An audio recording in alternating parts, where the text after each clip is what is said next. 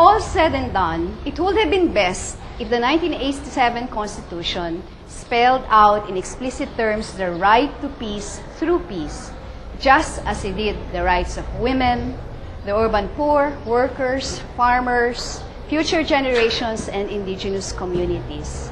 But then, compared to the post-Marcos agenda of restoring civil and political rights, the women's movement, and environmental consciousness, the discourse on peace in the country was still new. Globally, it was a discourse still in its infancy. It was only in November 1984 when the UN General Assembly approved Resolution 39-11 for the declaration of the right of peoples to peace. The maintenance of a peaceful life for peoples is the sacred duty of each state, and that the peoples of our planet have a sacred right to peace. State policies should be directed towards the elimination of the threat of war, particularly nuclear war. In naming the right to peace, the UN affirmed its core aims of peaceful settlement of disputes, prohibiting the use of threat in international relations, and the need to cease production of weapons of mass destruction, disarm, and demilitarize. The right to peace belongs to so-called third-generation rights.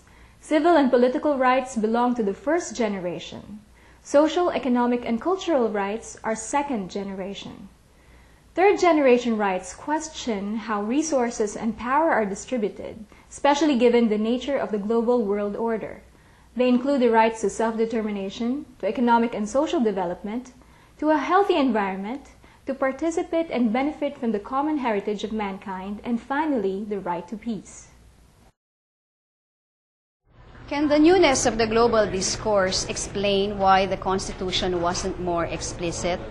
After all, the Philippine peace movement was born only in 1986, alongside the quest to find peaceful solutions to the domestic conflicts and to build a culture of peace. Peace negotiations with the CPP and the MNLF were just begun, and this didn't get very far. Globally, the peaceful end to the Cold War and the new agreements that ushered a new phase in Guatemala, Cambodia, Mozambique, South Africa were still to come. It was already probably there, but had not reached the same level of discussion at an international level as there is of it now. Does the fact that there is no articulation of a right to peace in the Constitution as such, as compared to labor rights, women's rights, children's rights, indigenous people's rights, civil rights, political rights, just because it's not articulated, does that mean that there is no such right to peace? Peace as a concept has been redefined and made more explicit subsequent years as a result of maybe we have, after having had more time to reflect on EDSA 1 and 2 and the peace process and the conflict in Mindanao, and then also the regional conflict in the different states all over, global conflict. What you'd call, if you put it in terms of levels, we were at the simple base of 1 and 2, and we're probably in 3 or 4 or 5 stages now in terms of our perception and definition of what peace, or war means, And this is probably why there has been no definition of peace as a concept in terms of the broader concept. I think everybody wanted domestic peace in terms of labor management. You have peace, agrarian reform, and then war in Mindanao. These are, and peace that can be achieved through means like ancestral domain, or the structures that have been seen as mechanisms for keeping peace and reducing inequities and inequalities. So I think the imperatives are there. I think we should, we should not just do it indirectly like we did, indirectly through some social justice provisions. But because of that lack of clarity, administrations, have differing approaches on all-out war. aspiring sincerely to the international peace based on justice and order, the Japanese people forever renounce war as a sovereign right of the nation, and the threat or the use of force as means of settling international disputes. In order to accomplish the aim of the preceding paragraph, land, sea, and air forces, as well as other war potential, will never be maintained. The right of belligerency of the state will not be recognized. The 1987 Constitution doesn't have Japan's famous Article 9 or No War Clause. Ideas to demilitarize the country were promptly rejected. But our Constitution does qualify as a peace constitution in other ways than what was embodied in Japan's. The idea, intention, and elements of the right to peace, a comprehensive peace, are found in parts and in whole. It has new and progressive provisions that are not found in older and other constitutions.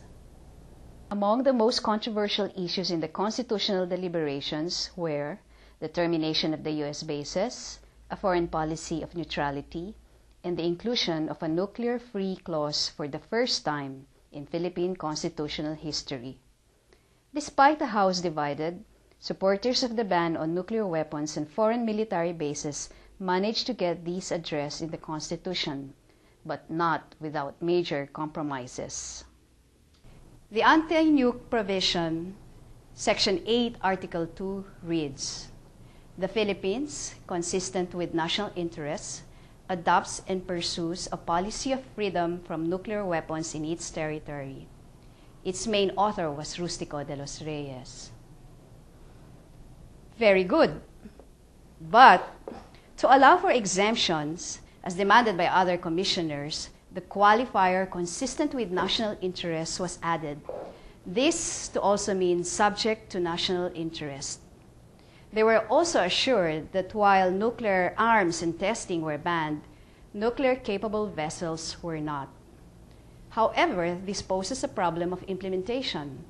The U.S. has always maintained a policy of neither confirming nor denying whether its ships docked on our shores carry nuclear weapons. All proposed references to ban military bases in the Declaration of Principles or transitory provisions were quashed by the majority.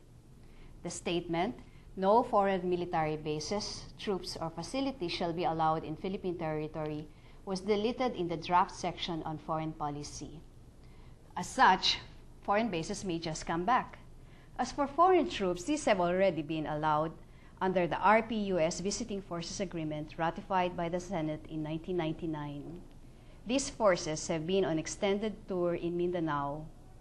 Whether their presence is beneficial or not, a matter that has always divided the people, questions about jurisdiction over erring personnel and operational command on the ground, infringing on national sovereignty, has once again surfaced. Also dropped from the text was the injunction to establish, along with other countries, a zone of peace, freedom, and neutrality, or SOPFAN. Neutrality as a foreign policy orientation was simply too way ahead of that time, when the Cold War was yet to end. Even today, in the post-Cold War period, the political leadership doesn't seem to be any closer toward this ideal. Even as the expanded ASEAN has moved forward toward the goal of a SOPFAN, the fact is the presidency and the military institutions continue to be tied to U.S. military aid and foreign policy. Only this provision was carried in Section 25 of the transitory provisions that, after the expiration in 1991 of the RP-US Military Bases Agreement, foreign military bases, troops, or facilities shall not be allowed except under a treaty duly concurred in by the Senate, meaning it gets votes of at least 2/3 of the senators. And when Congress requires, it will have to be ratified in a national referendum and be recognized as a treaty by the U.S. A tough battle ensued in the first post-martial law Congress in 1991, when the lease on the Clark Air and Subic naval bases was about to expire. On one side were the anti-bases senators. On the other side were President Corazon Aquino and her pro-basis senators who wanted a new basis treaty ratified. On September 16, 1991, the anti-basis senators won by a vote of 12 against 11. That historic number spelled the end of some 50 years of American military bases in the country. What was not won in the CONCOM was eventually won in the Senate and the Parliament of the Streets.